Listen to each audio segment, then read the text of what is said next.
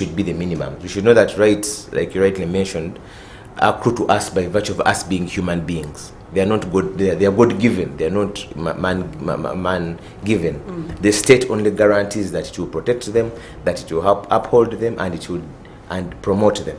Okay. So we have had a number of developments in terms of keeping the state guaranteeing those rights since 1995. However, the last 4 or 5 years, we've also seen a degeneration. We've seen a lot of abuse. I think many people, torture has become almost, you people in the media cover it. We see so many people coming out limping. The issue of unknown people or in civilian clothes arresting or abducting people, even in public places, in unregistered cars, hold them in unknown places. It has become quite rampant. And of course, even the issue of killings, because no one has a right to take away another person's life except in execution of a lawful court sentence. So we've seen a degeneration in terms of those civil and political rights, even the right to expression. We saw the amendment in the Computer Misuse Act, which we think that stifles the right to freely express themselves. We see the right to assemble freely or to associate, where if people are gathered, especially if they are gathered in places where we think that they are talking anti-government voices, we shall see them possibly disassembled, sometimes violently. Then when it comes to the other social and cultural rights, like for instance the right to education, the right to good health, those ones also, whereas there are no set standards because of our different incomes as a country, that is a story for another day, because how far has government gone to see that every child who is in Uganda goes to school? Yes, we have UPE. Is it the same to talk about the quality of UPE? The issue of schools, you see them being covered every day, especially those in rural areas. The right to health. We know the state of health centers in this country, that we still have a high mortality rate, mothers, children dying because of giving birth, because of lack of access to adequate health. So how far has government gone to provide within every means of its resources to see that they fulfill those rights, those social rights? And now, when you take it even a step further, there are even what we call third generation rights. Now people are talking about the right to internet access. That one in Uganda, if we're still talking about the right to life, I don't even want to discuss the right to internet when we're still struggling for life. Thank you. Let us start with, we will come back to the human rights because of course that is our main topic.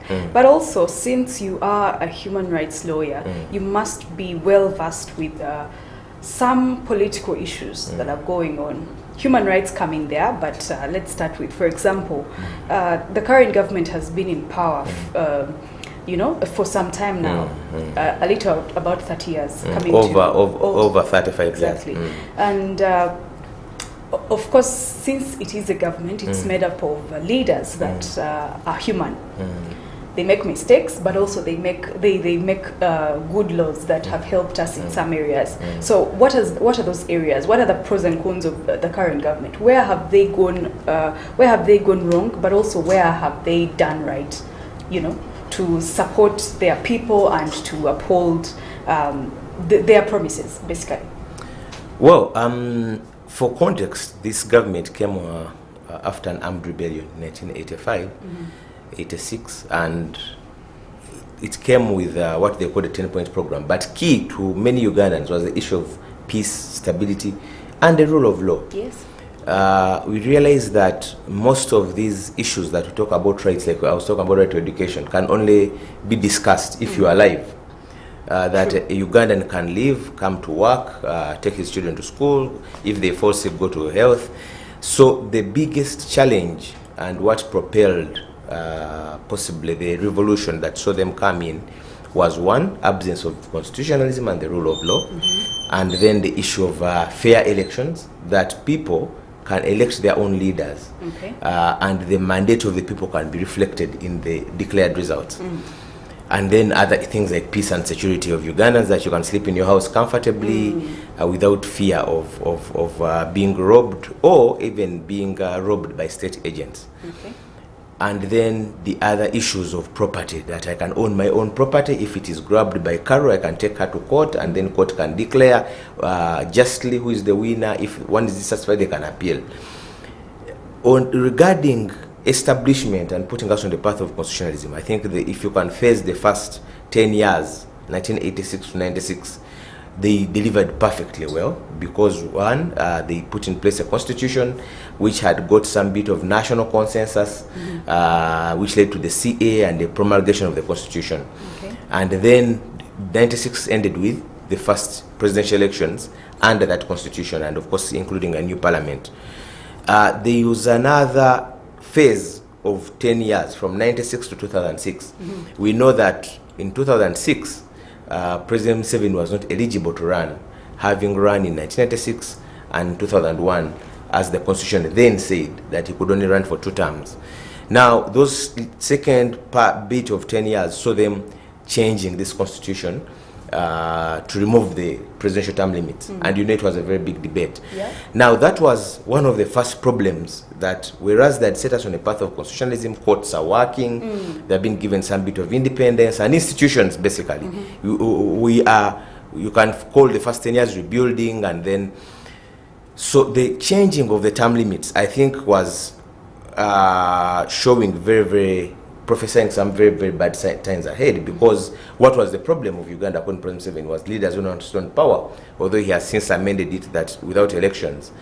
But the changing of the term limits, for me, I think, was the first major blow to the very constitution that this government had so brilliantly given us as a gift, because removing the term limits was going into the same issue of leaders, because President Museveni had the first unique opportunity. This country has been independent for 61 years, Carol, but we've never seen a change of government peacefully. We've never seen someone giving over power to another.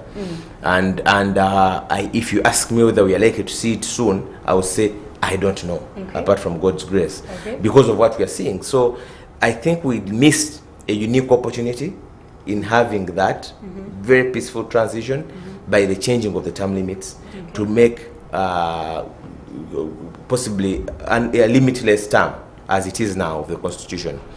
So the third set of 10 years, from 2006 to 2016, everyone thought that, saw a decline in the very fruits that the government had ushered in. We saw a decline in peace and security. We saw a decline in the issues of the rule of law. Remember, we saw government agents attacking courts. If you remember the Black Mamba siege, we saw people arrested after being given bail. We saw a disrespect of court orders by the government. So I think we were started to see the government eating its own fruits. If it were a parent, it would be eating its own children, which is a bad sign even in African culture. That we are walking back on some of the things that had made this government, made us so proud of them. So 2006 to 2016, we saw a lot of that decline. We saw elections being challenged. We saw issues of violent elections. And of course, 2016, people started talking about issues of removing even the age limits, because after the term limits, people thought that, that is the worst that can be done. But now with age limits, and you remember the debate, the contestation 2017 that happened, including military attacking parliament, entering into parliament and arresting MPs at the time of passing the constitution, which brought back very ugly memories of the past, where we saw the constitution being amended by under the watch of the gun. So I think that was another dark turn, because we had removed every check on the presidency. Some of the problems we had in the past, we are having a very strong presidency. And that's why the constitution tried to put some safeguards, that president have 2 terms. There are people who usually say that, how comes MPs don't have 2 terms? It's because MPs don't have the same influence over the country like the president. The president controls every institution. So there was need to come up with those terms. So those checks were eventually all dropped out by the removal of the age limits as well. And of course, we witnessed one of the most violent elections in 2021, where we saw presidential candidates, Honorable Chagulanyi, Honorable Patrick Amuriat, Mr. Katumba, being beaten, being flogged in the course of the campaign. We saw many supporters of candidates arrested. We saw shootings here in Kampala, November 2020, that dark November, people being extrajudicially killed. So I think that was one of the most violent elections under the Constitution. And since then, I think we've been walking backwards on the gains of the government that we so cherished. Okay. So talking about the most violent elections in 2021, the Uganda Human Rights Commission released a report recently into their investigations on the missing National Unity Platform supporters. Remember that Secretary General of the NUP, His Excellency or Honorable Rubongoya, said that 30 of their supporters, of the NUP supporters, were taken away. They disappeared out of the blue, and of these 12 were found, but 18 are still missing. And the National Unity Platform reported to the Human Rights Commission that they suspect, or they think that it is the current government that did the arrests and caused the disappearing of these people. Also, there are reports of torture under this particular issue, and of course UHRC, which is the Uganda Human Rights Commission, came out recently and said their findings have established the missing persons, but they shouldn't allege that it is the government that NUP shouldn't allege that it is the government that made these people disappear, but they disappeared during these elections. What is your say on this matter? Well, two things. One, I've been at the center of trying to locate some of those people through the courts of law. And the first thing I know is that I have every reason to believe that it's government is responsible on two grounds. One, government is responsible for every Ugandan. Even if you're kidnapped by people, private citizens, government has a duty, because the responsibility of every Ugandan is the duty of the government in power. That is the most important issue, that government has a right to keep every Ugandan safe and to account for every Ugandan. In fact, in one of his old speeches, I remember the president saying that, how can you sleep when there's one Ugandan who is missing? So when you go back to some of the people who are, we talk about 30 who are featuring in the report, but for the last 3 years, 2019, after 4 years, a number of people have been arrested in such a manner. They are missing, we go to court, we get an order, then these people reappear. There's even an incident where government wrote, the CMI director wrote and said, we don't have that person. And then 2 days later, the same agency produced him. Now, the 30 people, if you go to what UHRC says, that first let's talk about the 12 they claim to have found. They were not found on the account of UHRC's hard work. No, they accounted for them because by the time they published that report, we had got them out using court orders. They had got them out. That's why UHRC only says when we went to their home, so and so's home, we found him is already there. Because by the time you wrote the report and by the time when the list was given to you, those people had been released. But many of them after us going to court, the High Court in Kampala. So it's not that UHRC went to any of these places and found that this person is there and we had them released. Then when you go to the 18, whom UHRC says that some of the 18, there is a gentleman called Yuda Kanata. He was arrested, he's one of the 18 people. He was arrested with a group of 11 others during elections from Mukono North constituency of Honorable Abdullah Chiwanuka. They were arrested by drone after the November 2020 and taken to unknown places. Then we went to court, got all sorts of orders, but they were not released. After the elections, 9 of the 11 were released, dropped in different parts of the country. And the 2, including Yuda and another one who is on that list of 18, have not been seen since then. So there is absolutely no reason to believe that the people who arrested them as a group are the same people who have them. You go to the issues of Shibalama, you have all seen on social media the clip of the Prime Minister saying that we arrested him because he was attacking police stations. Then a few months down the road, she's denying. So these are people, even if UHRC said that it disputed whether these people have ever existed because they are not given IDs or names of those same people. One, first of all, which is not factually true. A day after they released that report, I led a group of relatives of all the 12 of the 18 to UHRC's office to give better particulars of these people. Some were giving them for the second time. But even if it were true, Carol, I don't know whether your sister knows your name. No. Sometimes even spouses don't know the other colleague's name. That's So if I'm taken away, how can you task my brother that if you don't produce his name, there's no reason to believe he has never existed? Just imagine it. He or she didn't have a national ID. Does it mean that he didn't exist? So I find that Human Rights Commission, if you look at the mandate given to it under our laws, the first mandate is to investigate all sorts of violations, even if there is no complaint. But if you look at what they call an investigation, is visiting someone's home. Yeah. The UHRC has a mandate to visit places of detention. How comes they have not gone to any of those places to say, we've ordered for this person's release, having found him in illegal detention somewhere? Even for those people they claim to have found, the 12, all of them spent more than the mandatory 48 hours in ungazetted places, held up, then released after a month. UHRC has not done anything to the people who are commanding those facilities. So for me, I also think the other way of looking at it is that the UHRC as a commission has abdicated its duty towards Ugandans, because in a time when there are so many violations all over the media, I think it has done too little too late. Oh. So Wangadia also said, there's something interesting. She said that... she takes offense by being called Wangadia, so call her all her full titles. Mrs. Mariam Wangadia. She loves her titles. Okay. Mrs. Wangadia. Of course, sorry about that. So she noted that the torture allegations, because some of these people come out of those detention centers with torture marks. But Mrs. Mariam said that torture victims, some of them, they've in their report, or in their investigations, they found out that these are result of accidents. Do you agree with that? What do you have to say about that? I saw that report. One,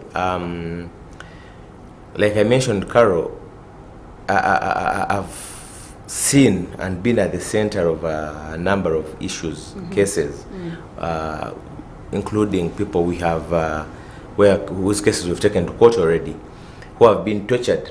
We all remember a gentleman from Kasese called Masereka. The cases before the High Court. There is a lady who was even raped while in custody. The cases before the High Court. So it's a public document. It's no longer a secret. If there is any person who claims to have been tortured, whereas they got an accident, I think it would be a legitimate issue for the UHRC chairperson to come and front that person, say that no, this person is alleging to have been tortured, but we found that he got an accident along the bypass and he was treated at this hospital. Let her present without making all forms of allegations. Because for me, the people we're talking about torture are people who have come out. She must have been quoting, I think I saw remarks from Ms. General Kahindo Tafire after NUP had a conference in Nairobi of torture victims. And Kahindo Tafire said that they presented some torture accident victims. So for me, I mentioned, yes, if NUP lied, please present those victims. Hold a parallel press conference. Present them. Say that, this person was presented as a torture victim, but he lost his leg in an accident. Let us assume it has ever happened. Does it mean that any other person cannot be tortured because the other person lied? Let us assume that they lied. Does it mean that there's no other person who should come because the other person lied? So for me, I find the argument lacking on both ends. That one, it's simply gossip. If instead of just talking about it, let her present the said victim, saying that no, this one is a road traffic accident victim who was presented as a torture victim. I've not seen that. But if it's done, it doesn't mean that all other stories of torture are lies, simply because the other one of the persons lied. Okay. The other gentleman, there's a gentleman who came out with bands on his chest. I think you remember him. Who said they had been kidnapped, who said that he had been tortured. I led him to the UHRC office, and we took a statement for over 6 hours before UHRC officers. And this gentleman elaborated how he was kidnapped, where he was held.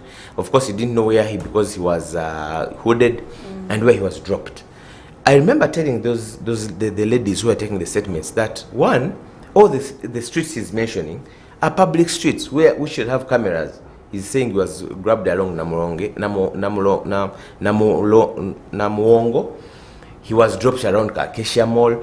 He was, please try to get CCTV footage from police. Use the mandate to try to get CCTV footage to start from there, to see the cars, to see. Then a week later, politics came in. I saw Geno Kulaije parading this same guy, and the guy was saying, no, it is NUP which had abducted me, which tortured me, and promised me money. And I said, if it is true, Geno Kulaije as an officer, an armed officer and an officer of government, has a duty to ensure that this man leads him to whoever in NUP did that to him. Because you cannot be an armed officer and you just go and parade someone and you say this person was tortured by NUP. Let him lead to the people who did it in NUP to be arrested. Yeah. Because whatever happened to him was criminal. You cannot just lament about it. Of course, it was just politics, sadly, that the army, like it has been used to, had been dragged into politics. Of course, a few weeks down the road, the gentleman came and said, no, Geno Kulaije had promised me a new bike, but he has not promised. I was lying and all. Now, Mrs. Wangadia quotes that gentleman and says, this gentleman was lying. He made the media comments, and I think Mrs. Wangadia only stopped at the media comments of watching Geno Kulaije's press conference. He didn't watch that the man retracted them again. Because one, the story he gave for over 5 hours when we were in UHRC head office was coherent. He mentioned the places, mentioned the time, and it could be easily ascertainable. So if the part of the problem is that the chairperson looks at her role as one meant to appease government. Yet, as UHRC chairperson, you're supposed to be at the forefront of the fighting for the rights of each and every Ugandan. Yes, you're supposed to be a check onto government. So my next question then would be, do we have government entities that are not independent? One, these people, NUP Secretary General Mr. Rugongoya said, these persons were kept under detention for more than 48 hours. That's true. Which is against the law. Certainly. So the police, is it independent? Then Uganda Human Rights Commission, is it independent? And then UPDF as well, because Geno Kulaije is from there. Are these government entities really, really independent, or is something lacking? We have a problem with almost institution.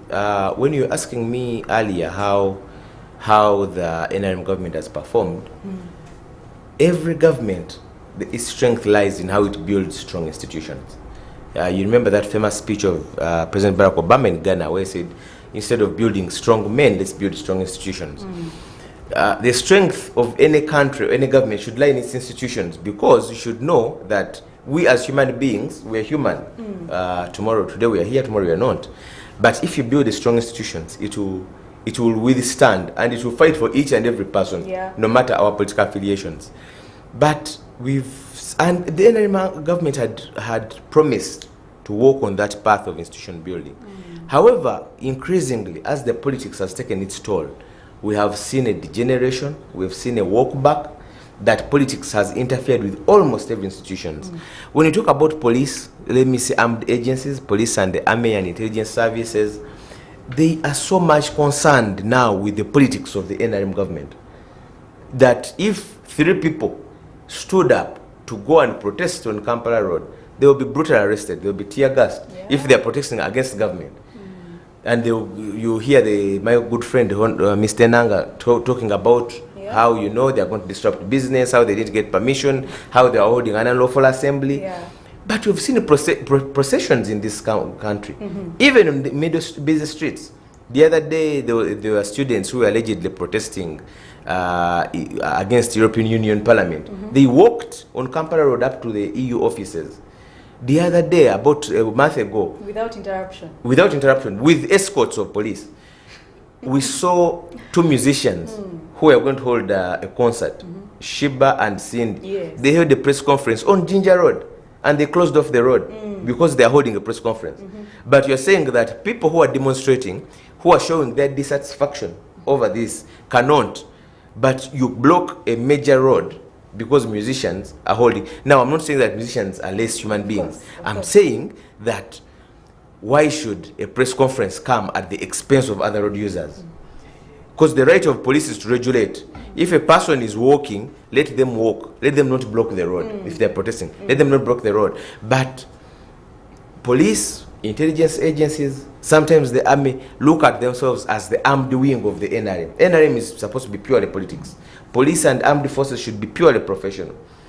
You find people who are charged with all sorts of offenses, thrown in the court martial.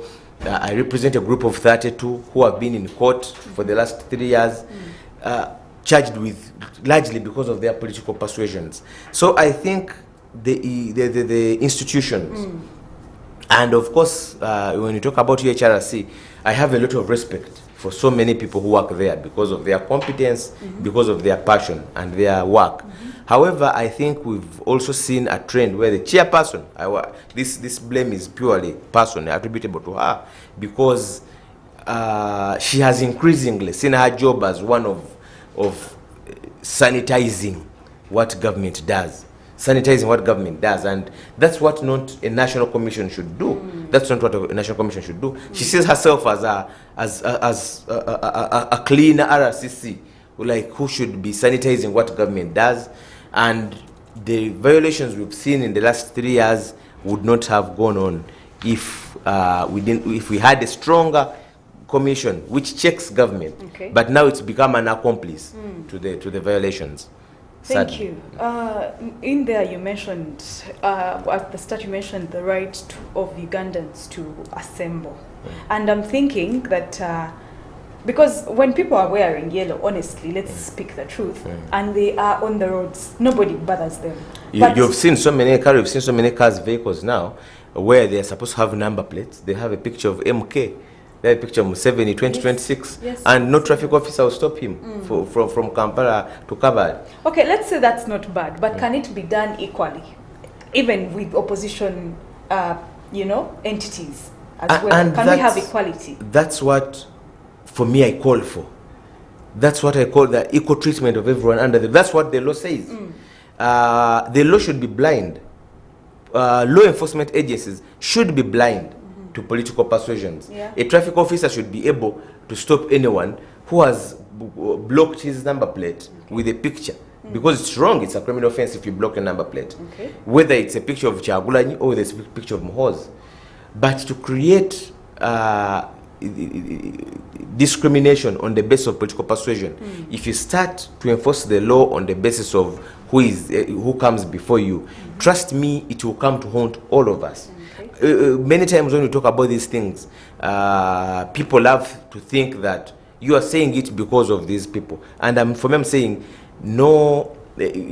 People, supporters of NUP, supporters of FDC, of NRM, should be subjected to the law if they are offended, if they have offended the law. But let that subjection be equal. Let everyone face equal treatment before the law. The moment we start discriminating, that's where the problems start. Okay. Thank you so much, Judge Musisi. Now let's move to what is happening in Parliament. Recently, during a plenary session, we saw members of opposition walking out in protest of what was being said. And of course, it was a shock to many Ugandans. But from a legal point of view, or from an expertise point of view, what do you have to say about what happened in the plenary session in Parliament? Well, the context is that MPs wanted to table, opposition MPs wanted to table a report on human rights, and they wanted Parliament to focus a little more on the human rights violations of Ugandans, and the missing people, on the tortured people, on the right to assemble, and have a bigger discussion and debate on the same, which was blocked as a result of the numbers issue, that the NRM will outvote anything that is not in the favor of their politics, which is in itself sad. We know that the leader of opposition has tried to engage the other side. We saw meetings, even as late as last year, between the leader of opposition and Prime Minister over these missing Ugandans. We've seen promises. And I think that this was almost the last straw, saying that if we cannot get space here, because Parliament is ordinarily should be a place for dialogue, should be a place for debate, and people should be swayed and persuaded and make decisions on the strength of someone's debates or arguments. The problem is that we have seen Parliament increasingly also becoming political. Yes, Parliament is supposed to be political, but the debate is now purely along party lines. That if I'm NRM, I will hate everything Poga says, irrespective of the content, and vice versa, which is sad, because what it means is that issues that affect an ordinary Ugandan will go unattended to. So the opposition boycott is a protest, a civil protest showing our dissatisfaction, saying we are dissatisfied with the way things are going, and we don't want to be party. Now protests are in different ways. People can protest by walking away, people can protest by keeping quiet, people can protest by all other forms of means. So they have chosen this formal way of showing displeasure, that we are walking away from these proceedings. Of course, Parliament can continue, because Parliament is pure about numbers, but it's not complete. It doesn't have the legitimacy. It's not complete because it's a multi-party parliament, which is now having only one party, only one side making decisions, or one party, which is sad.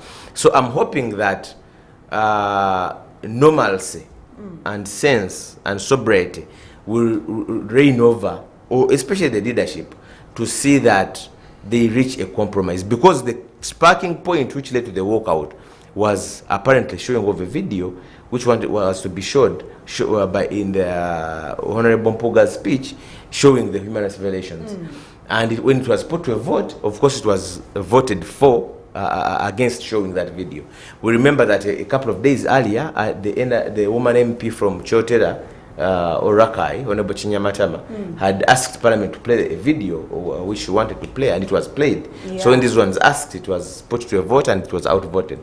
And of course, that's why I'm saying that politics has interfered, because if you are a member of Parliament of NRM, what harm will you suffer if a video is shown of human rights violations? Because if it's doctored, or if they are wrong, you can easily point it out and say that no, those are wrong. True. If they are wrong and indeed it's accurate, it's important that you as a member of Parliament address that, address issues of violations, instead of looking at it as a nope people. For me, I'm even against calling them nope missing supporters. These are Ugandans.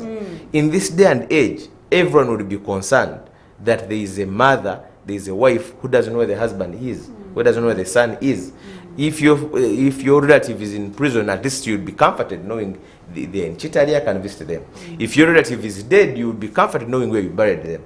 But no person should sleep not knowing where their loved ones are. It's just a human thing. It's a common sense thing. It's a humanity thing. It shouldn't be politics. But sadly, we're in a place where politics crowds our each and everything, that we hate everything, we outvote everything, because this is seen as a nope issue, which is sad. Very sad indeed. Thank you so much. We are talking politics vis-a-vis human rights, and of course how we are doing as a country in all these issues. These issues are public, and we are only giving opinion and of course looking for solutions on how to better these particular issues. My name is Carol. We are still with George Musisi, human rights lawyer, PACE advocates. We'll be back after this short break. Don't go away. Issues at hand, powered by Protea Hotel by Marriott Entebbe. Comfort and luxury at its best.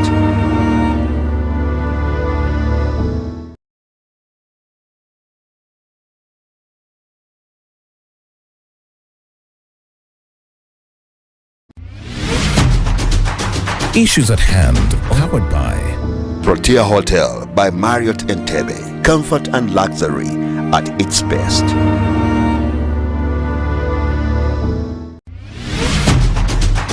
Issues at hand, powered by Protea Hotel by Marriott Entebbe. Comfort and luxury at its best.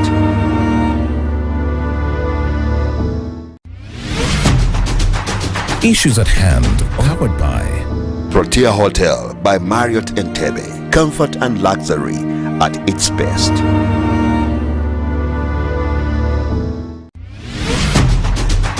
Issues at hand, powered by Protea Hotel by Marriott Entebbe. Comfort and luxury at its best.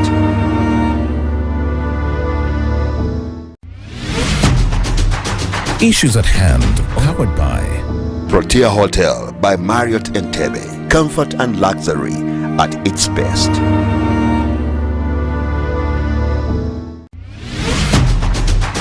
Issues at hand, powered by Protea Hotel by Marriott Entebbe. Comfort and luxury at its best.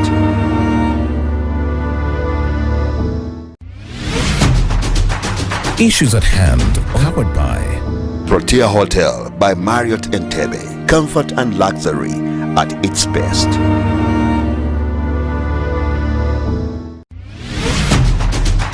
Issues at hand, powered by Protea Hotel by Marriott Entebbe. Comfort and luxury at its best.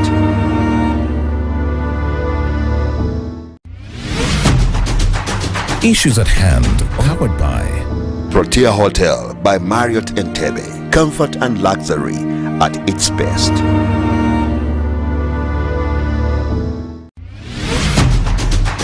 Issues at hand, powered by Protea Hotel by Marriott Entebbe. Comfort and luxury at its best.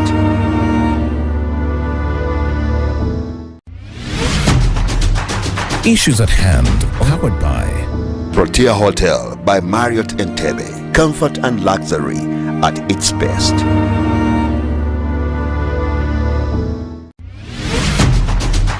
Issues at hand, powered by Protea Hotel by Marriott Entebbe. Comfort and luxury at its best.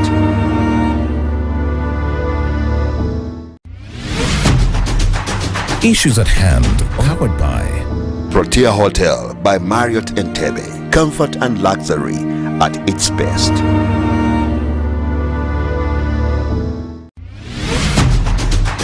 Issues at hand, powered by Protea Hotel by Marriott Entebbe. Comfort and luxury at its best.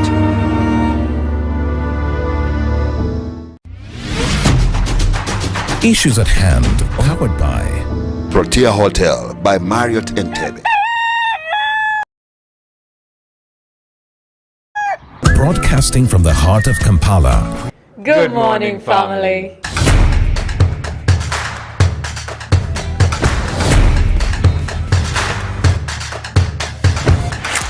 Welcome to Good Morning Family.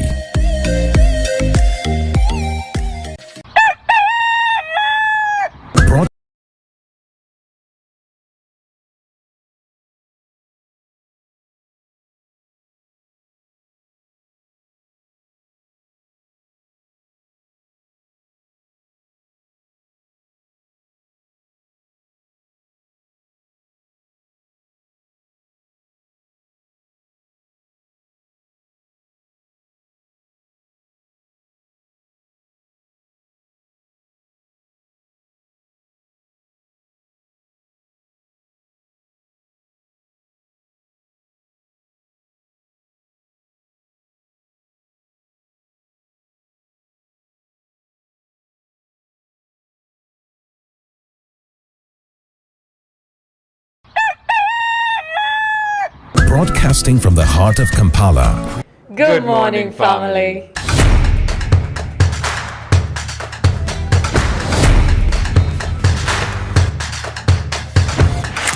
Welcome to Good Morning Family.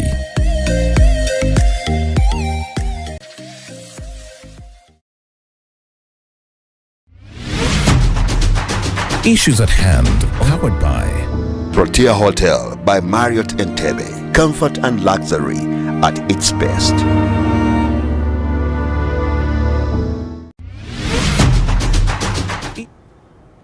You're still watching Issues at Hand this morning, the 30th of October 2023, and we're still discussing exactly what is happening in Parliament, and is Parliament being fair at all? That is what we're looking at, and my guest in studio is called George Musisi. He is a human rights lawyer, PACE advocate, and he is taking us through the discussion. Remember to reach out to Protea Hotel by Marriott Entebbe, and for reservations you can contact that number on your screen. Of course, they do have different services including accommodation, different cuisines and continental dishes, but also a spa, gym, health club, and all around those areas, of course with a swimming pool, I believe. And of course you can get them in the heart of Entebbe, is where they're located. Don't forget to visit them and see what you can get for yourself, friends and family. Now we are going to start our discussion from the Parliament, exactly where we had stopped, and my question would be, Mr. Musisi, Ugandans vote for these parliamentarians to go and air their issues out from all regions of Uganda. And we are seeing a time where parliamentarians are talking about issues, some issues. And my question would be, are the issues they're focusing on important? Like of importance, because we have a time where they are focusing on very different issues. For example, the MPs' cars are old and they should buy new ones and stuff like that. Yet we have other pressing issues. People don't have water in their areas. People don't have electricity. The Ministry of Energy is trying to do rural electrification, and we're not seeing the discussion coming from Parliament. Do you think that parliamentarians are focusing on the important issues that they should be focusing on as Parliament? I sadly don't think so. Parliament has a mandate, a very broad mandate regarding issues of accountability, especially government oversight, and also, which means also watching over government excesses and expenditure. What we are seeing is that Parliament is a degeneration of many institutions, of course, which has not served Parliament. Part of the problem is, in my opinion, the numbers of MPs. We have over 500 MPs for a country of 40 million people. And some of those 500 include, well, first of all, these MPs are not proportionately spread. For instance, it's not a rule of thumb that every, say, 50,000 people are represented by one MP. So you'll find that a constituency, let's say Makindi division, Makindi could have east and west. We're having 2 MPs, and it has a population of over maybe 200,000 people or more. Then you find another constituency in either eastern or northern Uganda or central Uganda, which has possibly less than 20,000 people with 2 MPs. So the segregation has been largely due to politics. The creation of constituencies, the creation of districts is largely due to politics, not population per se. So the issue of bringing our services closer to people, it's a fallacy. It's largely politics, which means that we have a huge number of MPs who are brought in as rewards. Because if your constituency is created as a result of lobbying the president, you certainly brought in as an NRM person. Then we go to these special interest groups. I'm one of those who think that we don't need women MPs anymore. What? Yes. If you look at the rationale for having women MPs, it was largely for affirmative action. And that was about over 20 years ago when the question was being promulgated. But now we've had women successfully running against men. So why would you have a woman MP? Because women can successfully run against men and win. In the same position. And beat them, yes. Because one, you're not representing only women. Whoever wins is not representing only women. She's a district member of parliament. Yes. So I think the barriers that stopped women from running against men have since elapsed. Women can competitively beat men. In fact, in some instances, those women who have challenged men, like Winnie Byanyima, Betty Namboze, they got ahead to make very good MPs. The Honorable Betty Kamya, when she was in Parliament, she runs on a general ticket, and they beat, and they got ahead to become very, very good MPs. It goes with all interest groups. UPDF, do we need UPDF in Parliament anymore? Youth, the other day I saw my good friend Honorable Edison Rugumayo agitating for more slots. You have 5 youth MPs, one representing a whole region, the central region. When does he or she consult the youths in the central region? Central region has, I'm sure, over 10 million youths. When does this central region woman youth MP consult them? The issue of workers, we have workers MPs. When do they consult the workers?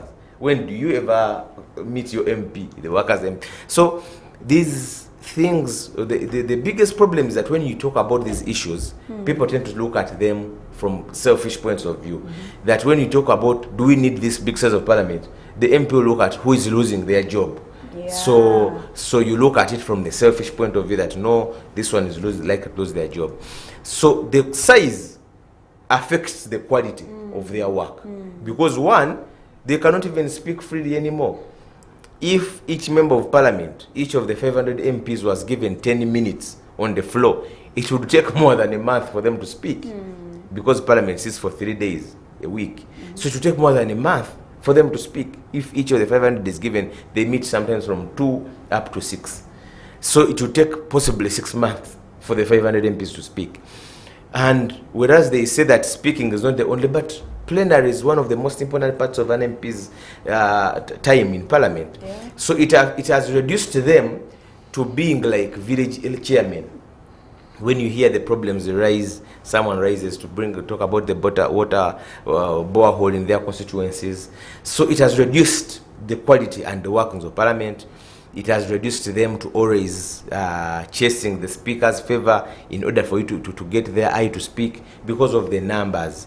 So I think that part of the problem, apart from the external one of influence, but the numbers affects their quality of their work. And then two, we have the issue of the external influence that some MPs speak on the basis of their political persuasions, that I can't be seen to talk about this issue. Yet an MP, ordinarily is a national MP, even if you're MP of Moroto or MP of Mokono or MP of Masaka, when you become a member of parliament, you're a member of parliament for the whole Uganda. You can speak for about any national issue. But we have degenerated, and then when you ask, is it the most pressing of issues, are these MPs at reality? And yet they come at a very high cost to taxpayers. MPs are very, very well facilitated in everything they do. Even in moving, they are paid. In seating, they are paid. So in each and everything, they are facilitated. They have seating allowances. Means even if you go there and sit and keep quiet, you get an allowance. When fuel prices went up the other day, they said, let us increase our prices. At one time, there was a proposal to have they are given iPads, they are given cars. They wanted to be given free data. So they come at a very huge cost. That cost would not be a problem if the number was smaller. It's a burden because the number is very big, which numbers affect their quality. So it has left them to, sometimes you wonder whether you are seeing a national parliament or a district local government. Because sometimes they sound more like councillors representing parishes, which is sad. All right, so my question then would be, where do we see Uganda in the near future? Recently, we saw what happened in the nation of Gabon, where the president was ousted by force. The leader of the army there, General Brice Oligui, I think Mwema, put him under house arrest after fraudulent elections. And we wouldn't want to see that happen in Uganda, of course. But where do we see Uganda in the near future after all this? It's hard to predict the future with certainty, especially in a future where we're having fragile institutions, where we're still scrambling for basics. I mentioned earlier that one of the biggest gifts that God had placed this NRM government was to deliver to us a national transition. Nyerere did it for Tanzania, and he was the founding father, and he delivered a transition, and he died in his country. And no one in Tanzania has dared touch the constitution because the founding father did that. Moi was a brutal dictator. However, God used him, maybe like Saul on the road to Damascus, who turned into Paul, and the most brutal dictator delivered a transition because Moi negotiated his way out. And what some of the fruits that Kenya is having now is because of what Moi did of handing over power and organizing elections and him stepping aside. Because he was known to organize fraudulent elections, beat up his opponents, lock them up. But however, he got that Damascus moment and then delivered to Kenya what we are seeing now. I think that Kenya, despite the problems it may be having, it can predict the future a bit more certainly than in Uganda. Before we talk about, we cross that road of having a president hand over to another peacefully, it's very hard to predict the future. It's only God who can predict it. Then the other issue is that you would think that, well, we can see the transition because we see quality elections. The quality of elections has degenerated. If you look at what happened in 2021, do you trust the Electoral Commission to deliver a free and fair election? Personally, I don't, because of what I saw, because of what I've seen in subsequent by-elections, where the Electoral Commission doesn't seem to be fully in charge. It can only be in charge if it was strengthened, its independence is strengthened.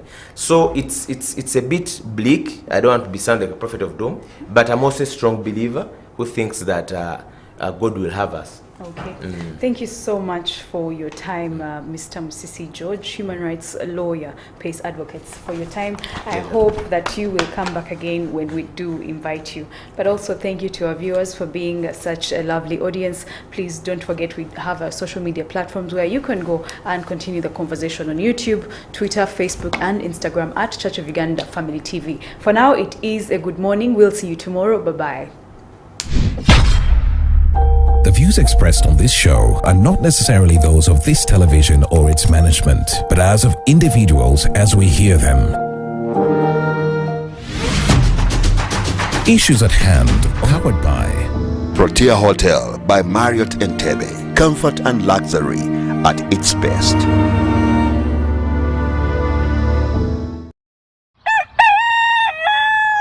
Broadcasting from the heart of Kampala. Good morning, family.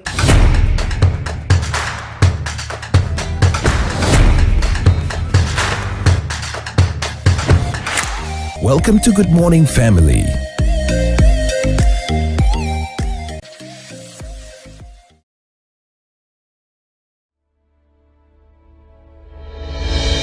Lady, allow God, gentlemen, allow God to use you despite your past.